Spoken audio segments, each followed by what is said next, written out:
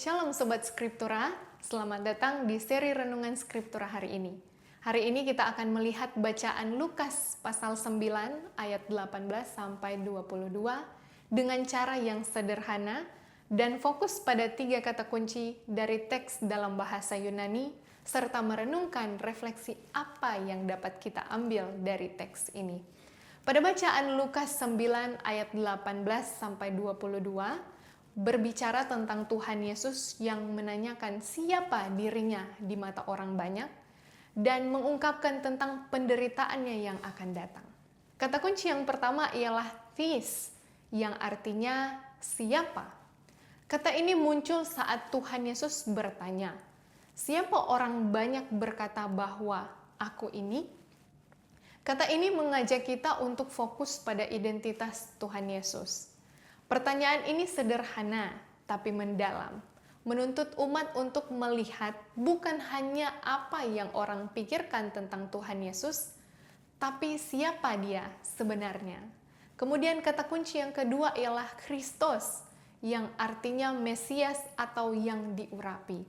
Kata ini muncul ketika Tuhan Yesus menghubungkan dirinya dengan jabatan yang telah dinanti, yaitu Mesias. Ini bukan sekedar gelar, tapi menunjukkan tujuan hidup dari Tuhan Yesus yang membawa keselamatan. Mengetahui istilah ini membantu kita memahami makna akan kedatangan dari Tuhan Yesus sendiri. Bukan hanya sebagai guru atau nabi, tetapi Mesias yang membawa rencana Tuhan. Kata kunci yang ketiga ialah Stavros, atau artinya salib atau penderitaan yang menuntut pengorbanan. Kata ini muncul saat Tuhan Yesus mulai menegaskan bahwa Dia itu harus menderita, ditolak, dan akhirnya mati. Ini menegaskan bahwa identitas Tuhan Yesus sebagai Mesias juga berarti mengikuti jalan yang penuh pengorbanan demi kebaikan umat. Setelah kita mengetahui 3 kata kunci ini, kita bisa merenungkannya dalam beberapa hal. Yang pertama, pertanyaan tentang siapa menantang kita untuk tidak hanya mendengar tentang cerita Tuhan Yesus, tetapi mengenalnya secara pribadi dan mendalam.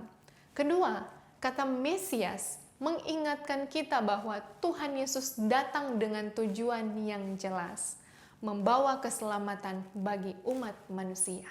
Dan ketiga adalah kata salib yang menunjukkan bahwa pengikut Tuhan Yesus diajak untuk memahami apa sebenarnya arti dari pengorbanan, kesetiaan, dan keberanian dalam menghadapi penderitaan, bukan justru menghindarinya. Dari sini kita bisa melihat pola mengenal Tuhan Yesus, berarti mengenali identitasnya, tujuannya, dan cara Dia dalam menghadapi dunia ini. Semuanya ini bisa menjadi panduan bagaimana kita menjalani hidup. Tetap setia dan memahami perihal pengorbanan dalam hidup sehari-hari. Kiranya refleksi singkat dari Lukas 9 ayat 18 sampai 22 ini membantu kita melihat Tuhan Yesus lebih dekat.